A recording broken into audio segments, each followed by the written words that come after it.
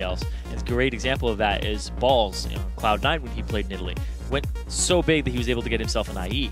Why not? Yeah, but that also kind of helped him. It wasn't a terrible build because it gave him the crit that he needed when he closed the distance to actually just finish people off, chunk them down, and just get out of the fight very quickly. Well, we're going to see what these guys do with their matchups coming in. H2k going to ban the Syndra from Power of Evil. The Nidalee is removed away. Vizitachi clearly does not like that champion whatsoever and doesn't want to risk Odwamna getting it. H2k do remove Vizitachi's Maokai, so we're seeing right off the bat these guys are going to have interestingly opposite top lane pools, where your blue side banning Maokai and UOL will continue to ban Nidalee every single game. Yeah, I guess they just don't want to deal with that pick at all, and they don't want to deal with that lane bully, which means that Vizitachi might go on something like Aurelia. He just might, honestly, because Aurelia is very strong. He's been playing largely the one-on-one fighters, Aurelia, Jax, Trundle, almost every single game. Aurelia gets removed away. Okay, well, his Jax is still there, as is Shyvana, maybe if he wants it. They saw that one coming and banned the Aurelia last ban rotation. Unicorns of Love are going to have to think a little bit about that top lane pick. And this is actually, it's fun to go between matchups and be like, all right, there were 5 mid bans, like NIP, SKP. Now it's like 4 top bans. There you go. Possibly a 5th still in the works. This is 413 Gragas as well, so the respect going through Lee Sin away from Trashy. Evelyn's still in the pool for him, though, if he wants it. Mid laner completely, well, aside from Syndra, untouched. It's funny because Lee Sin isn't really that high up there in Trashy's pool. He's more of a J4 player recently, and he likes to force things very early on. He does have the Kha'Zix in his back pocket, too, which did get a buff a while ago. Yeah. And now he's actually a little bit more on par with the current junglers that are in the top tier. And look at this, Unicorns of Love. They get the Morgana taken away. Now, a more interesting champ select gimmicks, of course, Hylissang not getting his Morgana here. That was banned away from him every single game by G2. First picked here by H2k. Now, I haven't seen him play Morgana more than once here in the Challenger Series, but Hylissang clearly a high priority in removing that from him. However, I forgot about this. Kassadin is still up. I was sitting there and I'm like, Kassadin's still up. Yasuo is still up because we had so many mid bans in the last couple of games, and now you're going to one that only has one mid lane ban coming in here. Pretty much everything is up. It's like, what do I want to pick? And the fact that Power of Evil has locked in the Orianna very, very early on, you can see exactly what you're picking that Kassadin into if you're going to pick it. Yep. And we tend to see teams go for Orianna when they do leave Kassadin up. That tends to be that, like, quote-unquote counter pick. More often than not, I see the Orianna go through, so that could be the prep here. They do not want Febiven to get Orianna. They're going to give him Kassadin. And now something you got to watch. Yeah, the Clockwork windup will help you a little bit in the early game. But yeah, I think these 2 picks are definitely what H2k want to go for. They have been favoring Trashy on that J4.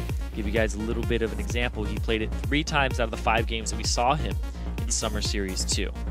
So more than 50% of his games were on J4 in the last Challenger Series. So here's the interesting thing. H2k really reluctant to show their top lane or AD carry. They have every opportunity to grab Cassie whenever they want, Jarvan whenever they want. They're uncontested, but they just pick the same lanes that UOL grab. They're trying really hard to get counter picks here, aside from the Morgana early. Of course, you got the cat ball combo. That's going to be all kinds of scary. UOL consider their bot lane here. I would not expect Blitzcrank here because I think he's weak against Morgana. Tristana makes plenty of sense. Vardox plays a lot of these late game carries. Tristan, Corki, what he's played so far in the playoffs. Yeah, the fact that they have this Orianna ball combo means they'll probably follow it up with a CC type support, whether it's Leona or whether it's Braum. Those both seem like really good examples to me. And also, Thresh is a fantastic one too if you can get the box on top of it. Yep. But I don't think he's going to go with something that isn't that heavy like a Blitzcrank. Like Blitzcrank is more of a pick, and this comp seems like they want a team fight more. Yeah, well, Braum I don't think I'd like very much just because it gives you so much opportunity to lose your bot lane for free. Braum and Morg already fairly weak. Tristana also one of the weaker laners of the AD carry, so yeah, Thresh will set them up for a much better. They could have taken something like a Nami too. Like True. That's a good pick as well. Nami Trish is a great lane. And also the fact that it would have been into a Morgana is also another little thing to consider. But the fact that Hylissang is going to go with that Thresh, he has had some good showings on it. He played it yesterday to great success. We're going to see him again on it. And it could be all kinds of scary. Then you actually, I believe it was taken away very quickly from him in champs like from G2. He got it early the first time around, and then G2 was like, no, we're going to grab this first round and keep it away from Hylissang's hands. And H2k put the rest of the lineup together. So early game bullying there. Lucian, Morgana down there, Mundo in the top lane. So an early game bot lane, and then a very scaling mid and top. Yeah, I like this. I like this a lot because Trashy's going to start trying to get these lanes ahead because he doesn't like to sit on his hands and do nothing. He likes to dictate the pace of the game, and he likes to make it very quick. So whether he's going to be in a lane, whether it's bot lane snowballing it, or top lane like counter ganking Gilius, he's going to be applying pressure somewhere, even if it's right on top of Gilius because he's Rengar and has no escapes in the jungle. Yeah. Oh, and that's the thing is, I feel like Jarvan's going to do a pretty good job in the duel, and he can get away even if he does get ganked somehow. But how do you have follow-up is the problem. Mid laners typically follow junglers in when they go for invades, and Kassadin is not likely to have a push lead in that mid lane. Chachi, what do you want to play against Dr. Mundo here in the top lane? He's played almost exclusively duelists.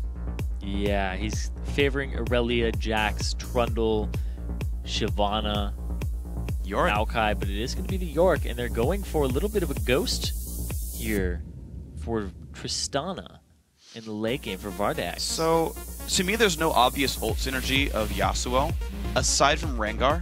Like, you could go AD Rengar here, let him dive in, get revived, keep fighting, if they think they have the damage to come through. Assuming they have the lockdown with, like, Orianna. But, like, normally you put, like, Ryze or Cassiopeia or something in there. Something that's going to be in the front line, just deal a bunch of damage, come back, deal even more damage with the Ghost. But champs, like, or, like, Vayne, right? But, like... I feel like Tristana is still a really good pick for Yorick. I think they synergize all right, but the fact is that she doesn't die very often unless you're playing her incorrectly at the start. So you get like the first part of the Ghost. Exactly. But that is into a Kassadin, so it's kind of back and forth on that one. Yeah. It's really hard to figure out what he's going to be doing with that, but we'll have to see. Because, I mean, it might just be, I'm going to Ghost you so we push turrets faster. That's true. To be honest, that can work out as well. I think also Yorick, I actually expect him to have a pretty good matchup in the 1v1 against Mundo. It's weird because I don't know Yorick that well. I don't run into it in solo queue, and it tends to be a very EU pick, so I don't get to watch it as much. So I'll be probably a little bit uninformed here, but I know that it tends to underperform when the rest of your team is safe. That's what I've seen so far. It's a champion that when you snowball one lane, it just snowballs it even harder.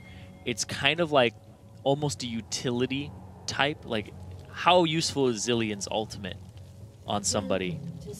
It's more effective if that person has a lot of stats. So when they come back, they're just back in the fight like that. Yeah. Or if you're using Kale ultimate, or if you're using whatever the utility may be. You usually don't want to like ult a Nautilus, for example. Exactly. They don't do that much when they come back. Exactly. So Gilius is going to try to catball delivery system into fights. Vardags will try to clean up members that are a little lower. And if anything goes awry, they have Zichachi and Yorick. So the things to think about, though, is because the Rengar ulti is telegraphed, like with enough time, I don't think he can ever get in on Febiven. As long as Kassadin's smart about this, he knows once the blue buff respawns, or any buff respawns, to expect Rengar to be level 6. And to keep Riftwalk ready, don't spam it for no reason. So as soon as you see Rengar, you're just like, hop to my turret, no big problem. And Febiven should pretty much always be safe. Top lane, I feel like Yorick can't necessarily kill Mundo. Maybe I'm wrong in the matchup and it's like a really big bully phase. But I don't know how gankable top lane is. Bot lane, maybe, but it's still Lucian Morgana. So it's a little bit in favor of Yorick at the start, but he does run into mana issues. He's very mana-gated in his harassment. Whereas as soon as his bar gets to about half or 1/3, he's also extremely vulnerable and easy to gank is the big thing with Yorick. Granted, he has a ton of sustain, he has a ton of harass, but Mundo does come out on top at the early parts. I mean, sorry, Yorick comes out on top. Comes out early game. Yeah. Okay, well, both junglers starting top side, though, means they'll show up with the bot lane late. Hylissang gets the flay onto AOD. Here they're getting some really good damage back down. Oh my gosh, this is a lot of health lost already by the UOL bot lane. Yeah, and Dark Binding's back up for AOD. He's going to go try to land another one. Slight push lead for UOL, but they're having to respect Morgana so much. Hylissang's so low that they're not getting this wave push too fast. Gilius looks for the invade. He's going to be there fast. Jarvan's still taking his wolves down right now. Yep, and this is the thing, is that Trashy's going to come to this buff. Gilius is going to sit here. Oh, he walks out, sees him. He didn't see him. Jumps in and gets through. Good damage coming down already. Trashy's got to be real careful. There's a red buff on him. He's going to die. Why even flash? You can jump. Wow. Was he expecting the EQ to come out? I don't know. He might have expected a flash EQ. There was no EQ available. The cooldown on that at rank 1 is really high, and the fact that the standard was still there at the camp. Yeah. Gilius, well, granted, no complaining, because he did pick up first blood for himself, but also the fact that his side wasn't warded, there's no counter to him. He ends up with that easy kill, and he gets himself a buff. Well, great start to the game. Then, oh, 2 CS missed. Don't make it a third. Good job. Vardog's Hillsong doing all right. Hook's going to land on an AOD, but in comes Shardon immediately. CC's down. Great. Kill the support. Good damage coming through. Gotta be careful. And now Gilius completes the 3-buff start with the kill. I guess it's a 4-buff start. Yeah. The guy's working double buffs. At 3 minutes in. And the fact that Trashy is still level 2, Trashy's not going to be able to make the same types of plays he loves to make, because he can't force things if the Rengar's a higher level and then counter him. Watch this. Is he just gonna come bully? Wow. He's gonna be BM and steal. Look at that. Level 4. Gilius level 3. Or sorry, Trash level 3 to Gilius level 4. Just gets scraps right now. Jarvan will catch up when the buffs respawn, but for the next 3 minutes or so, it's gonna be pretty downhill for the Jarvan. Trashy, he wants to exert this pressure on all of these lanes. They all have ample opportunity to make plays on them. But can he? But he can't. It's going to be really difficult, especially as a J4. When you get put behind, you kind of think to yourself, well, if I get counter jungled, I will EQ in, then I have no way out. Or if I EQ into a gank and I get counter ganked, there's no way out. Oh, point blank. Damage down. Ignite is popping Hillsong, though they really want this kill. Puddle comes down as well. Black Shield onto Hjarn then. They're going to trade safe. This Thresh still has a potion or so. AOD about to have the binding. They're going to hit AOD running a little bit low on mana. Vardogs has plenty, and about half for Hjarn then right here. They're going to stay safe. Power of Evil up 14 CS so far in the mid lane, pushing Febiven around. 37 to 20 now. Lander comes out for a fake, pushes them off the CS. And you can see how scared H2k has to be of, is there a Rengar? Yeah, and the fact that Gilius is going to hit level 6 fairly quickly off of the gank and the extra experience, and the fact that he's been counter jungling Wraiths, you got to be very conscious of that and that timing as H2k's bot lane. So I'm pretty sure that'll be where he ganks first. Yeah, looks like it's a volatile enough matchup here. Honestly, good job by Vardog so far holding up against his Lucian, and honestly winning a little bit. I thought there was some really good early trades by H2k, but these guys have turned it back around. First TP comes in, double Dorans plus tier for Vizicachi. We'll see what Mundo ends up grabbing. Pretty equal CS on both these sides. Yeah. Takes care of the monogated issue by getting himself a tier. Seen multiple different builds. Some people go for the Iceborne Gauntlet to try and deal with that, the Frozen Heart. But he's going to go with the Manamune. What if it's Archangels? Then it's not. AP is bad on Yorick. Great. Hey man, it was on Mundo. Yeah. You did lose that game. Yes, yes he did. Yes, he did. Trashy, level 4, 30 seconds-ish till the buffs respawn. Gilius already 5 and change. He's going to try to slink in to one of these brushes here. Can he get a kill on this Mundo? Oh, Vizicachi says, no, it's my experience. Back off. All right, so nothing for the kitty. So Dwamna did walk back to lane, whereas Vizicachi teleported, so there was a TP advantage for the next 3 minutes or so that H2k could maybe use. Level 6 now on Mundo, should not be bullied around much anymore. He did give up some CS while walking over, though. Vizicachi didn't push. So it's 17 CS right now. It'll equalize a little bit. Yeah, early game advantage here is definitely in UOL's favor, but that's kind of by nature of the composition, except for the Lucian down bottom. Like, top lane, you're going to get bullied by the Yorick. Mid lane, you're going to get bullied by the Orianna as Cassidy. But then the Rengar tipping the matchup just even exacerbates this problem further. Oh, that's bad. And so does that. So now the buffs have respawned. Gilius is going to get himself a red and level 6. He might actually just go hunt Trashy in the jungle. I think it would work pretty all right. Febiven keeps getting forced to stay mid lane with no health and no mana, nothing to do. Power of Evil I don't think he could even die to a Jarvan gank right now. Level 7 Orianna, level 5 on the Jarvan. And here's the blue buff attempt. Trashy is so afraid of that Rengar gank that he ends up getting himself a pink ward. And he's still not 6 yet. He cleared his red camp late.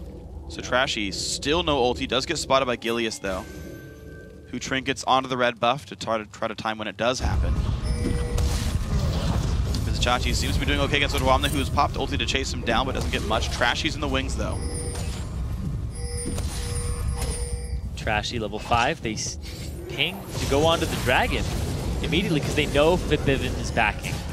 And they apparently do something about Trashy here, who's just waiting around trying to counter jungle the Wraith camp there. And Unicorns of Love coming into this match as pretty big underdogs, but honestly, they're putting on a great show. There goes the dragon, 2,000 gold lead. And so far, perfect play by this team. Yeah, and when we talk about Unicorns of Love, we talk about how they kept getting matched up against NIP, and they just didn't seem like a seasoned team during those quarterfinal matches. And then eventually, they get to the point where, oh, their map pressure, their warding game is actually really damn good. The way that they ward, the way that they control the map and dictate the pace of the game is incredible. And it's something you usually don't expect from a challenger team at this level. But these guys are definitely impressive. Strategically, for sure. Trashy gets one camp counter jungle. He does get level 6 now, but he's sitting on very few items. Gilius wants in. Well, he thinks that Trashy is at the red because he had a ward on it, and he's like, okay, it respawned, I have the timer. If I know my timers, Trashy should be doing this red right now. But instead, he's not. Gonna go for the red buff himself as Trashy went to the top lane of counter jungle. Look at this. The rest of UOL come into the tri-bus just to make sure he's safe and say, all right, you got red buff. Peace out. It's the map movements of this team. Trashy is not going to get a red buff so far in this game, and it's about 10 minutes in. He's going to try to look bottom for a gank. He has Cataclysm. Look down the middle. If a binding lands, Trashy will most likely flash and try to follow up. They are trying for this fight pretty hard, but that's kind of a tell that there might be some friends around. Equal items between these guys, basically. Blue buff Power of Evil. They know Rengar's on the bottom side of the map. So top lane would potentially be available for H2k, but bot lane's a bit scarier knowing Rengar's around. This game, you can already see Vizichachi 91 CS in the top lane to Odwamna's 68. Bullying him around in this early game as York. And here's the thing is York, it's kind of like Nidalee in the sense that you have to get ahead and bully your lane opponent. And there's the flash engage for AOD. He wants this one. Still going to land the stun on a Vardox. Big damage comes out. Box comes out to try to save him, and it's going to do so. Ulti's traded, but low health bars now for UOL. Hillsong burned his flash, as did AOD. AOD wanted to land a binding so badly, but the minions wrapped in front of him. That's unfortunate, but it does mean the Trashy shows up and gets some really good damage down on this turret. H2k, they were down a little bit early on, but they are making this happen now. And this will be eventually a dead turret, or at least a lot of minions lost here. Vardox is like, hey, well, I want XP though. So he's gonna stick around. Ooh. That binding could have been death. He didn't even try to jump. Here comes Gilius around the left side though. Ulti is on. Ulti is on. A little bit low health on Vardox. Also on Gilius. There's the reveal. They show it into AOD. They go. A lot of damage comes through. Who does not have flash? That is a kill. Gilius flashes out. Vardox re-engages though. He might have wanted to fight a bit more. Not going to be the case.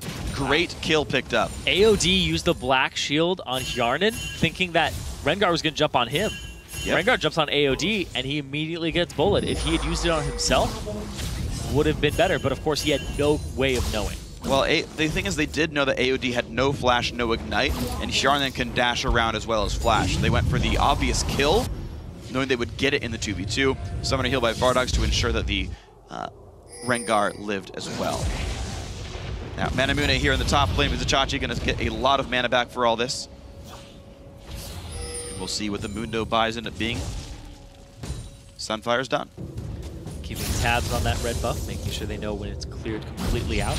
And also delaying Trashy's jungle. And I like this, because a lot of H2k's strength relies on Trashy setting up the lanes and being a forcer, being the type of jungler who's going to make the plays. And if you put him this far behind and don't give him the gank assistance buff, then boom, look at how the game starts panning out. Especially when you have lanes that kind of flop around and CS for the first 15 minutes.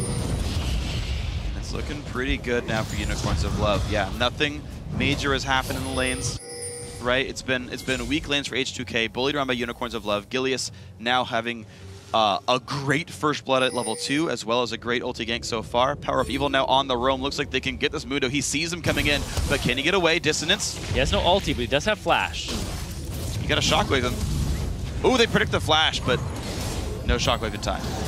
Yeah, Dwamna flashes without seeing the shockwave come out. So he blows it preemptively and doesn't get the cooldown for it. But that's going to say to H2k, it's time to push mid, time to get something off of this. Top lane Outer goes down, and top lane tier 2 still under fire. Hylissang actually roamed all the way up to help with this one. Interesting place to be. Vardog solos the bot lane. Mid lane Outer does go down, so H2k stay up and equal in turrets. But they're down in CS and they're down in kills. They're going to keep going for mid tier 2 as well. Great turrets for H2k to keep doing this. Gilius off on the side. AOD backing him up. Will they get a tier 2 at 13 minutes and 37 seconds? Losing a lot of health, and of course these don't regen. Here really wants it. Yeah, he can't. Finding on Power of Evil, they're going to be okay for this one. Bot lane Outer, though, under fire right now. Vardog's getting some good damage down, wants to equalize that. Looks like he will get this turret here. So was the turret worth 80% of the mid tier 2's health? Because that's the trade. That's just one of those investments that maybe will pay off later if they revisit that turret or even get the opportunity to. But look at this, their jungle is completely owned. Trashy has no control of this jungle. UOL. Early game dominance here. They're taking advantage of the Kassadin pick really hard. Did Gilius jump from the brush outside the blue buff into the blue buff? He may have. It is possible to do that. I didn't know you could do that. That's cool. Because the radius around you lasts for an extra half second when you leave the bush, it gives you just enough. You have to have vision of the blue buff in order to do it. That's cool. It's just like Jace can jump over it and all that. Yeah. Today I learned that the buffer time lets you jump over that wall. That's cool. So for the Rengar players out there, get a yellow or blue trinket and make that jump to blue buff. Yep. Yeah, right there. Right over there. Not that big at all. Right where Feb, yeah. But he can do it too. It looks way cooler than when Febiven did it. Yeah, he can do it pretty easily though. Yeah, no bushes that one doesn't even require any skill. No bushes required. Just like playing Kassadin in the first place. Oh.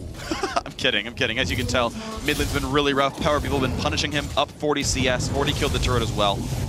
Unicorns of Love now all 3 outer turrets for themselves. And an item lead because of this. Trinity Force, Infinity Edge already done on Vardogs. Cowl coming out for Vizichapti as well. He's going to stay tanky. Man. But the question is, can you get far enough ahead before Mundo and Kassadin come online? Well, thinking back to the days where Trashy was on, I believe, Reason Gaming at the time. Every time a team fought Reason Gaming and they won, it was because Trashy couldn't set the team up early, and they kept pressure on him. And Unicorns of Love are doing exactly that. Now, this is a team that has a great map sense, great map movements. We have to see if they continue to do that, because, man, shutting down Trashy that early on, getting 4 buffs onto Gilius is really, really big. You delay the levels, you delay the power spikes. He just now got his gold generation item at 16 minutes in the game. Wow, that is plenty slow here. And you're seeing a 5,000 gold leaf Unicorns of Love with all this. It's like every objective well controlled by these guys. Febiven wants a way in, can't do it. Wraiths being stolen away. Unicorns of Love, Hylissang especially, I think, is getting all around the map making plays, and it's great to watch. Yeah, and just for some perspective there, both AD carries have completed their Infinity Edges when the jungler has just now completed his gold generation item. Yeah. The disparity between the effectiveness of these two champions is pretty big. Trashy at this point, he's probably, because Trashy likes to go for an extra damage item half the time. He's best off going straight tank now.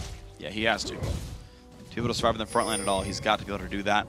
And of course, Vardogs will stay ahead of him in stats. There comes the jump out of Vizichapti. Can they bring him down? Flash still hits the cleaver, though. He's got to be all kinds of careful. So mid lane now under fire. The flash engage not going to happen for Gilius. A simple dash by Hjarnan keeps him safe. We're seeing Febiven actually being forced away. Vizichapti wins the 1v2 and is now fighting Dwamna. I don't know if he can survive this one, though. Can he dodge the cleaver? He can dodge that one. And are you serious? Vizichapti, one more cleaver to dodge. He dodges that one, too. Goes back in for the fight. Can he get away? The ghouls might be in the way. That cleaver hits, though. That's going to be the kill. Dwamna gets it, but a 1-for-1 overall. He has to TP out.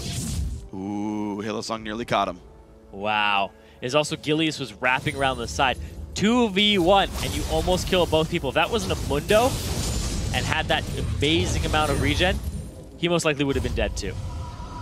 Vizichachi playing a very effective Yorick, one of the most effective Yoriks I've seen in a while. I have never seen that before, but that was awesome.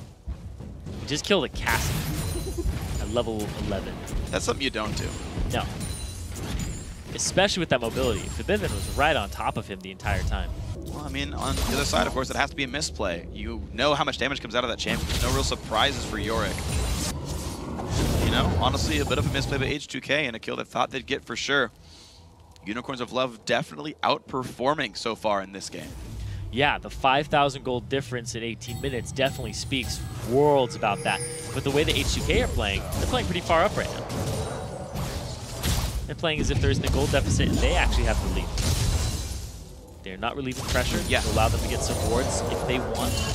That is one of the good things about H2k is I think they respect their gold deficits, but they don't play like they're just losing the game. They play to grab advantages, to make good things happen. They typically make good choices off of that. See if they can move on in. Bit of CC and a Halo-san. TP comes in as well. This is going to be a fight that H2k won. Oh, double knockdown. Halo-san goes down. Shockwave catches two. Oh, Dwamna taking the front line. Ignite is on him. Power People tries to get the kill. He does not quite get it, though. And now Rengar falls. AOD explodes, though, and Peppervin does drop on top of that one. Hjarden's still around, but it's a 3-for-1 in the favor of Unicorns of Love. Now Hjarden getting chased down, forced to flash away. Oh, Dwamna, who slinked out, did survive, but a fight that Unicorns of Love just won, 3-2. Yeah, the moment of death got you there. Yeah, it got me.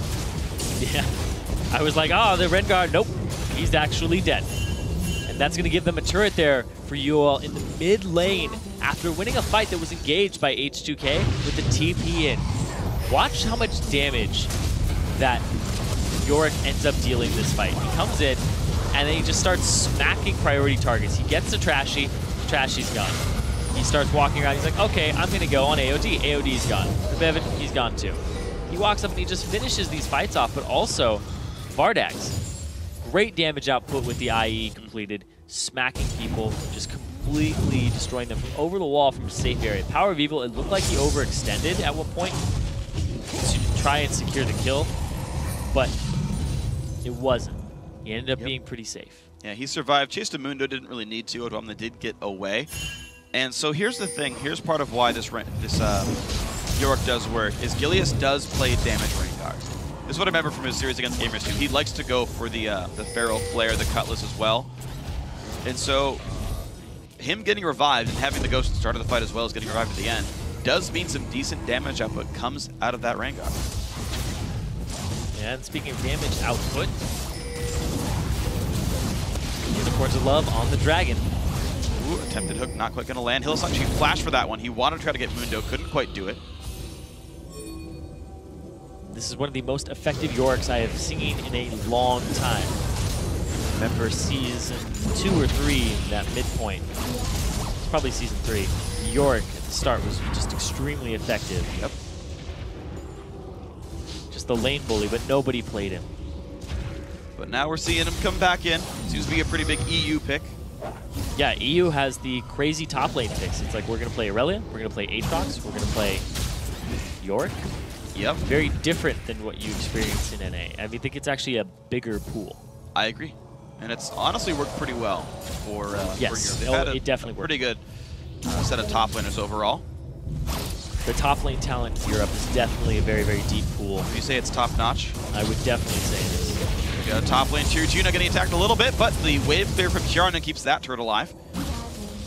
About 7.5 thousand gold lead. Unicorns of Love not showing signs of slowing down, though they really want this one. They got a wave clear. TP available from Dwamna, but look at how quickly this turret is going down. UOL, they got a very early lead. They shut down Trashy's forceful style, and then 22 minutes in, they've already taken one tier 2 turret. They keep getting the Dragon. They're 7K up over the Summer Series 1 winners. Yep. This is really big. Dwamna trying to make a play. This is the fight, though. How well can they zone him out, though? Looks like they're not really aware of Mundo on the flank right now. Hillsong goes for the hook on a Trashy. Now he's got to zone away the team. Nice box push, though. Dwamna out. This turret does not go down, though. So that is a Thresh ult for the EP of Dwamna. Dodged it. And he gets him right back out. Nothing else gained. It's a gigantic black shield. Rengar ult down now as well. 2 ultis out for Unicorns of Love. We'll have to see. Hook onto AOD. That's a pretty good one. Flay is black shielded though. Ignite comes down as well. More cooldowns being used by UOL. They've got to be a bit careful they don't run out of spells. See the binding landing, but they're going to get themselves a turret. Another, not landing. They got that though, and they're now up 8,000 gold, and they're still trying to push forward. They've got to be a bit careful with the regen though. Again, missing a few ults. Hylissang tanks up the cooling, half HP on him. Odwamna still wants in. Trashy, will he engage? Looks like no. Still, I guess, not enough items. The Kassadin is so underpowered they can't win a fight. The Kassadin, basically in comparative power spikes between everybody across the board, yeah, UOL hit them and grouped, and then they aren't letting up right now, because now who can CS? You're splitting this one wave among 5 members. Vivin, he's just sitting at 100 less CS. Oh my god. Hook, Flay, and a Trash. He's going to go down really quickly. AOD is around, but Shockwave hits 2. They're going to break him down. Now Odwamna is ignited and will fall on top of that one. 3 for 1 so far. Vivin being chased by the Gilius Ghost. He's doing whatever he can. Roots up Hjarn, then just goes hard as the Ghost. Can he get the kill? Yes! From the grave, Gilius avenges himself, and now 4 kills for 1 inhibitor going down. That Ghost just ulted. It was, I think it was casting from before. It came out ulted. It kept so going. It just launched off. That was awesome. That's great, man. Wow. Trashy, he ends up getting hooked right as he's EQing, I believe, and it interrupts. Yeah. He just flies forward and ends up getting dunked. Just watch Trashy trying to engage here on this. He gets hooked as he Ease. Yeah. He doesn't have time to queue. He ults and dies. He ultis. Ulti doesn't get put on cooldown, I believe. But he ends up getting killed. And then, yeah, Gilius' Ghost is already ghosting, or is already ulting by the time it pops up. So he has the extra movement speed to chase Hjarnan down. So I guess that's why you take the Yorick alongside Gilius' Pharaoh Flare Rengar. Man, it works. 4-2 and 4 Rengar. They are basically all-inning on early game power to push in before Kassadin gets gigantic, and it's so far working. Unicorns of Love, 10,000 gold up, attempting the Baron. Honestly, H2k nowhere to be seen, basically. They are not even going to try defending this Baron. 25 minutes, it's going to go down. Beautiful stuff by Unicorns of Love, man. Yeah, 10k gold lead this early on is ridiculous. They are actually at more of like a 13.5k gold lead. It's getting out of hand, and it has been out of hand for a while now. Unicorns of Love having the map advantage and pushing it from the get-go. They get themselves an inhib, they get themselves a Baron off of that. They don't let up the pressure, and they are looking like a top team. They are looking absolutely incredible, and who would have thought? If the game keeps going this way, the Challenger Finals would be SK Prime versus Unicorns of Love. The 3rd place match would be H2k versus NIP, but this is what it's looking like right now.